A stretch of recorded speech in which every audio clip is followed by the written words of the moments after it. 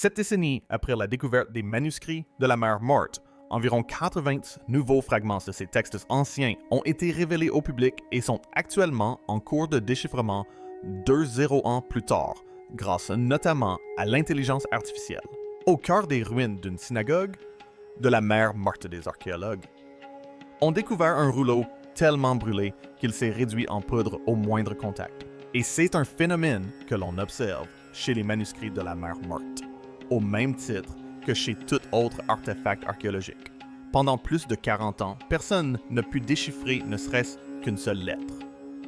Puis l'intelligence artificielle est intervenue et a reconstitué le texte ligne par ligne.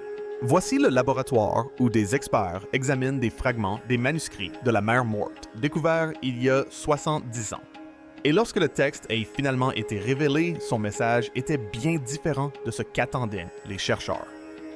Le rouleau de l'arche brûlée était illisible. Au début des années 1970, c'est une équipe d'archéologues israéliens travaillait à Ajidi, un petit village oasis situé sur la rive ouest de la mer Morte. Ajidi possédait des sources d'eau douce, des palmiers des rizières en terrasse et une longue histoire juive. Des auteurs antiques comme Flavius Joseph et Plinien l'Ancien le décrivaient comme un lieu riche en palmiers datures et en précieuses plantes à embaumement utilisées en parfumerie et en médecine. Pendant des siècles, cette petite oasis avait été une véritable ville avec des maisons des ateliers et plus tard une grande synagogue en son centre. À l'arrivée des fouilleurs modernes, la synagogue n'était plus que ruine. Les murs de pierre dessinaient encore les contours de la salle de prière.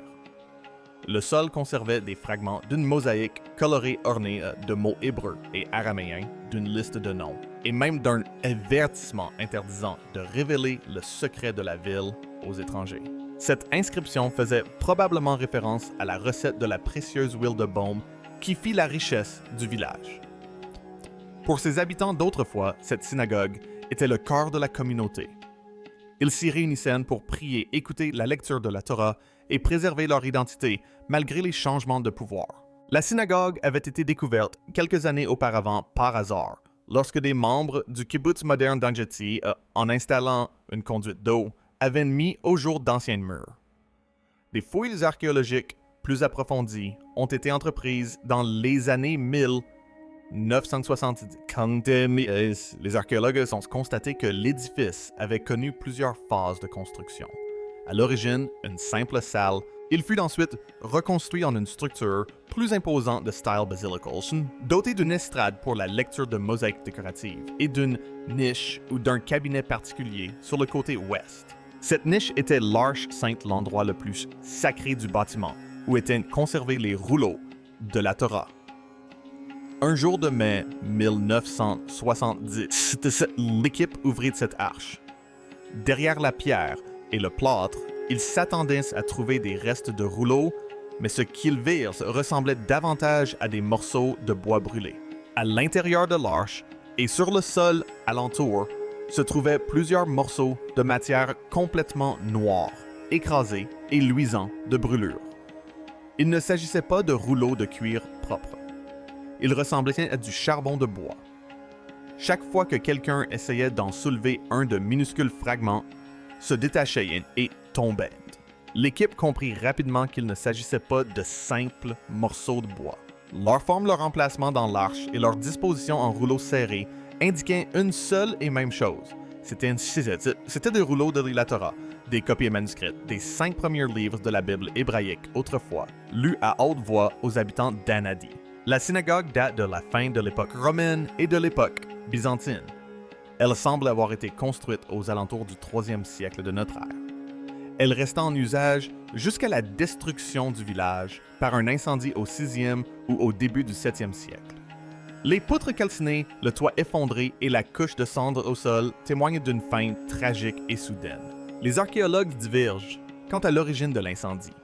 Certains pensent qu'il s'agissait d'un acte commis dans le cadre d'une campagne de l'empereur byzantin Justinien contre les communautés juives. D'autres évoquent un raid bédouin antérieur à l'invasion perse. Quoi qu'il en soit, lorsque les flammes atteignirent, lorsque le parchemin et l'encre se consumèrent, s'affaissèrent et fusionnèrent en une masse friable. À côté des rouleaux brûlés se trouvaient d'autres objets provenant de la même arche, des lampes à huile, des pendentifs, en argent, des pièces de monnaie, des fragments de verre et même des ossements d'animaux, cachés probablement issus de repas communautaires. Tout cela montrait qu'il s'agissait d'une synagogue vivante, avec des offices et des rituels réguliers, et non d'une pièce de musée. À ce stade, les archéologues se trouvaient face à un choix à la fois simple et difficile. Les techniques de conservation des objets anciens n'étaient pas aussi avancées qu'aujourd'hui. S'ils tentaient d'ouvrir le rouleau à la main, ils le détruiraient, presque certainement. S'ils le laissaient tel quel, il resterait intact, mais personne ne saurait jamais ce qui était écrit à l'intérieur. Les archéologues et le personnel du musée ont choisi de préserver l'objet plutôt que de le sacrifier pour obtenir des textes. Ils ont délicatement extrait le plus gros fragment brûlé de l'arche, l'ont soutenu pour éviter qu'il ne s'effondre sous son propre poids et l'ont confié à l'autorité des Antiquités d'Israël pour conservation. Là, il fut catalogué comme un rouleau provenant du Getty et placé dans une chambre climatique, toujours scellée dans son enveloppe de charbon. Pour comprendre l'importance de cette décision, il est utile d'élargir un instant notre perspective à la région de la mer Morte. À une vingtaine de mètres au nord, dans les falaises désertiques, près d'un lieu-dit appelé Qumran, des Berger Bedouins avaient découvert par hasard à la fin des années 1940 des genres en argile remplis d'anciens manuscrits. Cette découverte donna lieu à une décennie de fouilles qui mirent au jour des rouleaux dans 11 grottes. Ces manuscrits, désormais connus sous le nom de manuscrits de la mer Morte, comprenaient les plus anciennes copies jamais découvertes de nombreux livres bibliques, ce qui a incité l'autorité des Antiquités d'Israël à intensifier ses recherches dans le désert de Judée. Ils ont été écrits entre le 3e siècle avant notre ère et le 1er siècle de notre ère. Lorsque les chercheurs ont examiné ces rouleaux rupestres, ils ont fait une observation importante. Les textes bibliques ne se ressemblaient pas tous. Certaines copies correspondaient à la formulation qui est devenue par la suite la norme dans les Bibles juives. D'autres étaient plus proches de la traduction grecque utilisée par les premiers chrétiens. D'autres versions encore étaient similaires à celles conservées par la communauté samaritaine. En d'autres termes, ces rouleaux montraient qu'à l'époque du Second Temple, plusieurs versions vivantes des mêmes livres étaient utilisées simultanément. Le parchemin était écrit en grec, langue adoptée après la conquête de la Judée par Alexandre le Grand. Le nom de Dieu, quant à lui, y apparaît exclusivement en hébreu. Ce concept est souvent appelé pluralité textuelle, mais il signifie simplement que le texte et les écritures n'étaient pas encore totalement figés partout. Et c'est pourquoi la découverte d'un rouleau de la Torah brûlé dans une synagogue de village plus récente, près de la même mer, fut un événement si important, même si personne ne pouvait le déchiffrer. Après les fouilles, l'enthousiasme retomba peu à peu. Le rouleau d'Ingeti fut entreposé à Jérusalem dans un coffre-fort. Une découverte remarquable. Des fragments de rouleaux bibliques, ainsi que d'autres reliques, ont été trouvés dans des grottes du désert israélien. Des conservateurs vérifiaient, de temps à autre, sa stabilité, mais personne n'a tenté de le déchiffrer. Pendant plus de 40 ans, que disait-il, c'était simple. Personne ne le savait, et personne n'avait de moyens sûrs de le découvrir. Ce silence commença enfin à se rompre au début du 21e siècle, lorsque des spécialistes de l'imagerie et des informaticiens commencèrent à poser une question simple, mais audacieuse au lieu d'ouvrir de fragiles rouleaux à l'aide de lames et de doigues. Pouvaient-ils d'une manière ou d'une autre les traverser du regard? L'archéologue Dr. Sefi Parath a découvert le rouleau lors de fouilles dans une synagogue. Comment un morceau de charbon s'est transformé en rouleau? Les hôpitaux utilisent des scanners pour examiner l'intérieur du corps humain, et les conservateurs se sont demandé si le même principe pouvait s'appliquer à un rouleau brûlé. Pour le vérifier, ils ont eu recours à un scanner micro-CT. Un scanner CT classique est le type d'appareil à rayons X utilisé par un médecin pour visualiser l'intérieur du thorax ou du crâne. Il prend de nombreuses radiographies fines du corps sous différents angles. Un ordinateur assemble ensuite ces images pour créer un modèle tridimensionnel. Le scanner MicroCT fonctionne de la même manière, mais il est conçu pour les petits objets solides et non pour les personnes. Il peut détecter des variations infimes à l'intérieur d'un matériau. L'équipe a placé le rouleau Dengue dans ce scanner. La machine a envoyé un puissant faisceau de rayons X à travers le rouleau tandis qu'il tournait lentement. À chaque petite rotation du rouleau, le scanner enregistrait une nouvelle tranche fine de son contenu. Une fois la numérisation terminée, l'ordinateur contenait un bloc de données tridimensionnel révélant l'intégralité de l'intérieur du rouleau. Les conservateurs ignoraient encore si de l'encre serait visible. Au départ, ils ne disposaient que d'un nuage de gris représentant les différentes densités de matière à l'intérieur de la masse carbonisée. En examinant la numérisation de plus près et en ajustant le contraste, un détail intéressant apparut. À l'intérieur du parchemin gris, se dessinaient des stries plus claires, différentes du reste. Le parchemin lui-même absorbait une partie des rayons X. L'air vide en absorbait encore moins, mais l'encre qui contenait des éléments plus lourds, comme des métaux, en absorbait beaucoup plus. Cette différence se traduisait par des lignes plus épaisses et plus claires sur le scan. Pour la première fois, l'équipe pouvait constater que le rouleau contenait encore des traces d'encre. Cela signifiait que des lettres étaient encore présentes. Un texte caché était bel et bien prisonnier du rouleau brûlé. À ce stade, la tâche passa des restaurateurs aux informaticiens. La numérisation, un fichier tridimensionnel volumineux, fut envoyé à William Brent Seals et à son équipe de l'Université du Kentucky. Il avait consacré de nombreuses années à développer des méthodes de récupération d'écrits à partir de manuscrits endommagés grâce à l'informatique. Son objectif concernant le rouleau Dengue était simple en théorie, mais très difficile à atteindre. Il voulait réaliser sur ordinateur ce que personne n'aurait osé faire dans le monde réel, localiser chaque couche du rouleau, les traiter comme des pages, les aplatir, puis faire apparaître les traits d'encre sur ces pages dans le bon ordre. Le premier défi que son équipe a dû relever était de comprendre la forme du rouleau une fois numérisé. Pour un observateur extérieur, le scan ressemblerait à un ensemble désordonné de surfaces courbes et pliées toutes pressées les unes contre les autres et déformées par le feu. L'ordinateur devait déterminer où chaque couche s'arrêtait et où la suivante commençait. L'équipe a conçu un logiciel capable de suivre le parcours d'une fine feuille à travers le bloc tridimensionnel, un peu comme on trace les contours de chaque couche d'un oignon. Dans leurs articles, ils appellent cela la segmentation par étapes. En termes simples, cela signifie que l'ordinateur apprend à suivre une feuille de parchemin à la fois, tandis qu'elle se tord et se courbe à l'intérieur du bloc. Ce ne fut pas chose facile. La chaleur du feu de la synagogue avait déformé le rouleau. À certains endroits, les couches étaient collées entre elles. Ailleurs, on observait des bulles, des interstices ou des plis. Le logiciel devait gérer les doubles épaisseurs, les minuscules fissures et les zones où la nature du matériau parchemin ou autre était incertaine. L'équipe a dû affiner sa méthode pour que la surface virtuelle reproduite reste fidèle au parchemin réel et ne présente pas de discontinuité entre les couches. Ce traçage minutieux des différentes couches constituait la partie la plus longue et la plus patiente du travail, et il a posé les bases de tout ce qui a suivi. Une fois que le logiciel disposait d'une carte précise d'une seule couche, l'étape suivante consistait à y projeter les informations pertinentes. Il faut se rappeler que le scan contenait des informations sur la densité en chaque point. Certaines zones révélaient du parchemin, d'autres de l'air et d'autres encore de l'encre. L'équipe a donc écrit un code qui, en extrayant les zones les plus sombres et les plus denses, correspondant à l'encre, reportait ce motif sur la couche de parchemin virtuel qu'elle avait tracée. Cette étape s'appelle la texturation. Le principe est simple.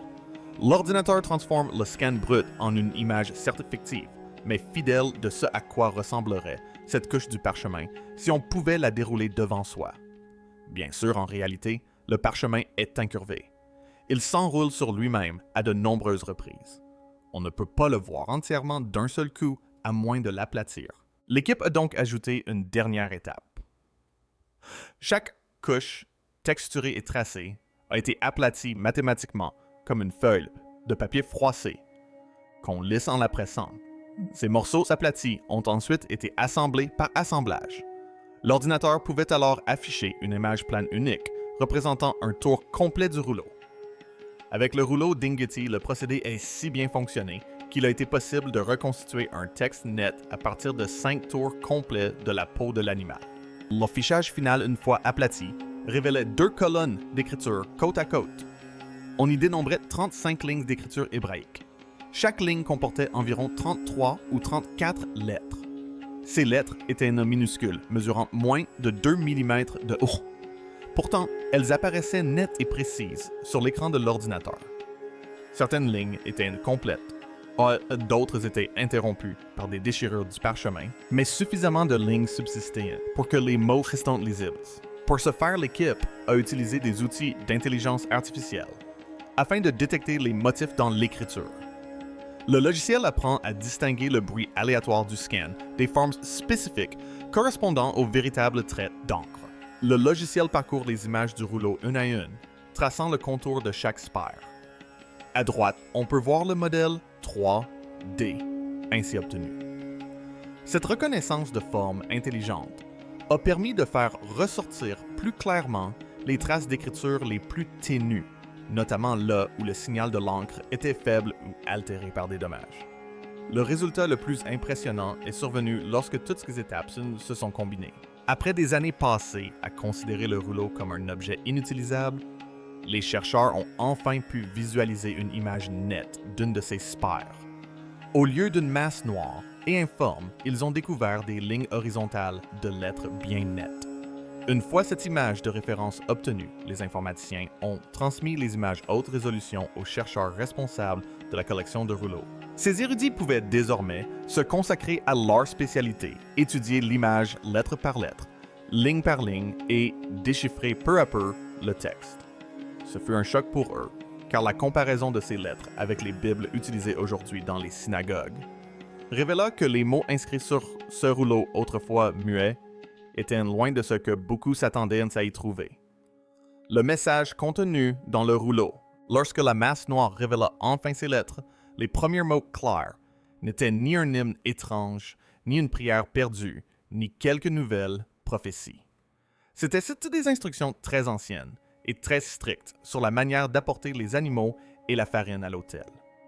Le rouleau carbonisé de l'arche brûlée s'avéra être le début du Lévitique, le 3e livre de la Torah, écrit en hébreu ancien. Le Lévitique est le livre que la plupart des gens négligent. 5 rouleaux complets du rouleau Dinghetty. Les 2 colonnes distinctes d'écriture hébraïque révèlent qu'il s'agit du livre du Lévitique.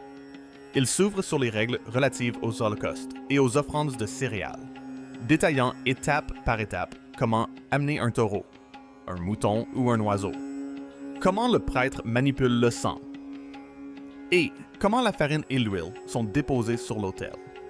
Le rouleau Dinghetty contient des extraits de ces premières règles. Les lignes lisibles couvrent le début du chapitre 1 et une partie du chapitre 2. On n'y trouve ni numéro de chapitre, ni numéro de verset, ni signe de ponctuation, ni symbole vocalique. Les mots se suivent comme une longue suite de consonnes, à l'image des rouleaux de la Torah de la fin de l'Antiquité. L'absence de symboles vocaliques témoigne discrètement de l'ancienneté du texte. Les petits points et tirets indiquant la prononciation des voyelles en hébreu ont été ajoutés bien plus tard au début du Moyen Âge. Avant cela, les lecteurs apprenaient les sons corrects par mémoire et par tradition.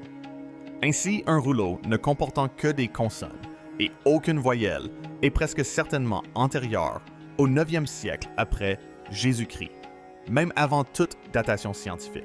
Lors des analyses, les scientifiques ont traité un minuscule fragment de matériau carbonisé et mesuré la quantité de carbone résiduel. C'est ce qu'on appelle la datation au radiocarbone. Les tests effectués à l'Institut Weizmann en Israël ont permis de dater le matériau entre le 3e et le 4e siècle après Jésus-Christ. Des graphologues ont ensuite examiné la forme des lettres. Ils les ont comparées à des écritures hébraïques de différentes époques. Ada Yardani, une experte reconnue, a avancé que la forme des lettres semblait encore plus ancienne, plus proche de la seconde moitié du 1er siècle, ou du début du 2e siècle. Un autre chercheur, Drew Longacre, a contesté cette hypothèse, affirmant qu'en tenant compte des lacunes dans l'échantillon d'écriture plus récente, la forme des lettres pouvait néanmoins correspondre à la datation par Radio-Arbon du 3e ou 4e siècle. Il y a donc une fourchette de dates, pas une année précise, mais tous s'accordent sur le sens général. Ce rouleau a été copié plusieurs siècles avant les manuscrits classiques de la Torah du Moyen Âge sur lesquels se fondent la plupart des Bibles hébraïques imprimées, et seulement quelques siècles après la rédaction des derniers célèbres manuscrits de la Mer Morte. La découverte des manuscrits de la Mer Morte a marqué une avancée majeure dans l'histoire de la Bible. De plus, ces manuscrits témoignent du niveau d'érudition biblique de l'époque. Ils se situent dans une lacune où presque aucun rouleau complet de la Torah n'avait survécu. Avant que ce rouleau brûlé ne soit révélé, de nombreux experts avaient une idée sommaire de cette lacune. Les manuscrits de la Mer Morte de Qumran avaient déjà montré que durant les derniers siècles précédant la chute du Temple de Jérusalem, plusieurs versions légèrement différentes de la Bible hébraïque circulaient. Certaines copies correspondaient étroitement à ce qui devint plus tard le texte juif standard. D'autres s'apparentaient davantage à l'ancienne traduction grecque, connue sous le nom de Septante, ou à la version samaritaine utilisée par la communauté samaritaine. Certaines mêlaient même des éléments de plusieurs groupes. De ce fait, beaucoup s'attendaient à ce qu'un rouleau du Lévitique datant des premiers siècles de notre ère ne corresponde pas mot pour mot à une Bible hébraïque moderne. Ils s'attendaient à au moins quelques petites surprises dans le choix des mots. Peut-être que quelques lignes seraient plus courtes qu'une ou deux phrases apparaîtraient ailleurs, ou encore que l'on observerait un mélange de caractéristiques issues de différentes familles de textes. La découverte s'est inscrite dans cette attente. Or, elle a révélé presque l'inverse. Une fois les lettres clairement affichées à l'écran, l'équipe a remis le texte à des spécialistes de la Bible hébraïque. Emmanuel Tov et ses collègues ont comparé les lignes des nouveaux rouleaux au texte hébreu médiéval, standard du Lévitique, connu sous le nom de texte massérétique. Le terme massérétique désigne simplement le principal texte biblique hébraïque traditionnel, utilisé dans la plupart des communautés juives pendant des siècles. Leurs découvertes ont stupéfié même ceux qui croyaient déjà à la grande stabilité du texte. Ligne après ligne, la correspondance était parfaite. En fait, pour la partie qui a survécu le rouleau d'Ingeti, est identique au texte massérétique médiéval, tant par son alphabet que par sa mise en page. Non seulement proche, non pas presque identique, mais parfaitement identique. Un rapport ultérieur a noté que ce rouleau carbonisé reproduit même les mêmes endroits où le texte laisse un petit espace pour marquer une nouvelle section, à l'instar du codex, beaucoup plus tardif, qui compte parmi les manuscrits massérétiques médiévaux les plus importants. Pour cette partie du Lévitique, et les mots semblent avoir été fixés bien plus tôt que de nombreux experts ne le pensaient. Lorsque ce rouleau brûlé d'Ingeti a enfin révélé son contenu, il a plus que surpris quelques érudits. Son succès a soulevé une question plus vaste. Si un morceau de charbon trouvé dans l'arche sainte d'une synagogue ait pu révéler autant de choses, que recèlent encore les rouleaux et fragments noircis conservés dans des chambres fortes et des réserves à travers le monde, de nouveaux rouleaux reprennent vie. La même combinaison de rayons X à haute énergie et d'intelligence artificielle est désormais appliquée à un autre célèbre cimetière de livres, la bibliothèque d'Herculaneum en Italie. Lors de l'éruption du mont Vesuvius, en 79 après Jésus-Christ, une ville balnéaire et une grande villa furent recouvertes de boue brûlante et de cendres. L'ancienne ville balnéaire romaine d'Herculaneum fut ainsi ensevelie en même temps que Pompéi en 79 après Jésus-Christ. Dans cette villa plus tard appelée Villa du Pape, des centaines de rouleaux de livres furent cuits jusqu'à durcir et noircir. Au 18e siècle, des ouvriers en exhumèrent quelques-uns et tentèrent de les ouvrir à la main. Nombre d'entre eux se brisèrent en miettes et en poussière. D'autres furent déchirés, emportant avec eux des lignes de texte à jamais perdues. Pendant plus de 2 siècles, la majeure partie de cette bibliothèque ressembla à un tas de charbon de bois inutilisable. En ces dernières décennies, la situation a commencé à évoluer. Des chercheurs ont scanné plusieurs rouleaux d'Herculaneum à l'aide d'appareils à rayons X spéciaux, capables de détecter d'infimes variations de densité à l'intérieur d'objets solides. Ils ont ensuite utilisé le déroulement virtuel principe de base, qui avait permis de sauver le rouleau Dyneti pour reconstituer des images planes des pages cachées. Au départ même, ces images étaient presque imperceptibles, car l'encre du papyrus ne ressortait pas toujours clairement sur les scans. L'équipe de l'Université du Kentucky a donc rendu public les données brutes de la numérisation 3D et, en collaboration avec des investisseurs du secteur technologique, a lancé le défi Vuvius. L'offre était simple. Si vous parveniez à entraîner une IA à repérer l'encre et les lettres à l'intérieur de ces tubes noirs mieux que quiconque, vous remporteriez un prix.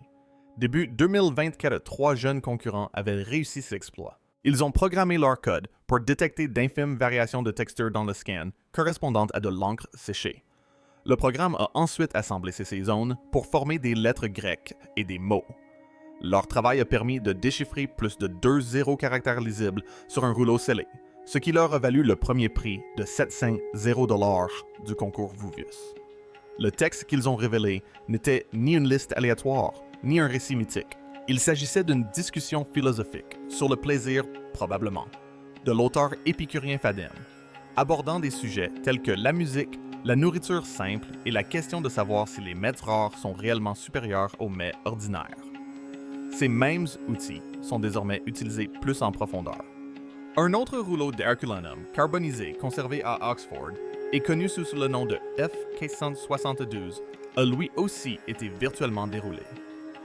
Dans ce cas précis, des scans radiographiques avancés et l'intelligence artificielle ont permis d'identifier des colonnes grecques contenant le mot « dégueu » à plusieurs reprises, aidant ainsi les chercheurs à relier le texte à un ouvrage sur les manquements moraux également attribués à Phadem. Merci d'avoir regardé. Maintenant, regardez les vidéos qui apparaissent à l'écran pour découvrir d'autres incroyables.